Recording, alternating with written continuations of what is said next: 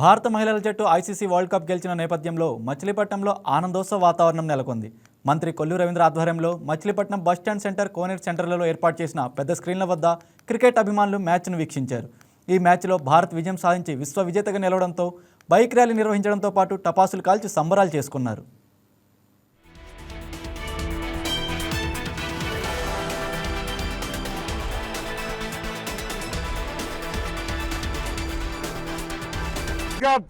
South Africa versus India match లో మన భారతదేశం ఘన విజయం సాధించింది.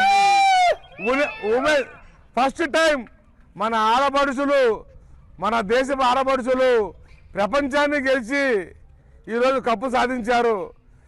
దీనికి స్క్రీన్ ఏర్పాటు చేసిన కోనేరు సెంటర్లో మరియు బస్టాండ్ సెంటర్లో స్క్రీన్ ఏర్పాటు చేసిన మా తమ్ముడు అసింబేకి కొల్లు రవీంద్ర ఆధ్వర్యంలో ధన్యవాదాలు తెలుపుకున్నాము. ఇలాగే 2026లో T20 వరల్డ్ కప్ లో మన మెన్స్ కూడా గెలవాలి, మనం ఎలా సెలబ్రేట్ చేసుకోవాలని కోరుకుంటూ హిందుస్థాన్ భారత్ మాతాకి, మా అసింబేక్ తమ్ముడికి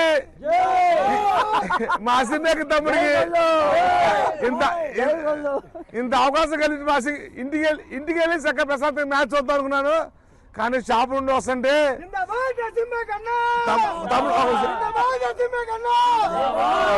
ఇంటికి వెళ్ళి మ్యాచ్ చూద్దాం అనుకున్నాను. షాప్ నుండి వస్తుంటే చూశాను మా తమ్ముడు అసింబేకు కోనేరు సెంటర్లో మరి బస్ సెంటర్లో స్క్రీన్ ఏర్పాటు చేశాడు. మేమందరం కూర్చుని మ్యాచ్ చూసి తిలకించి ఈ మ్యాచ్ గెలుసులో త్వరపడ్డాము. జై శ్రీరామ్, భారత్ మాతాకి జై, హిందుస్థాన్. మరి ప్రపంచవ్యాప్తంగా ఉమెన్స్ వరల్డ్ కప్ అందులో భాగంగా ఈరోజు ఇండియా వర్సెస్ సౌత్ ఆఫ్రికా మ్యాచ్ని కొల్లు రవీంద్ర గారి ఆధ్వర్యంలో కోనేరు సెంటర్లో, అదేవిధంగా బస్టాండ్ సెంటర్లో మేము స్క్రీన్స్ పెట్టడం జరిగింది.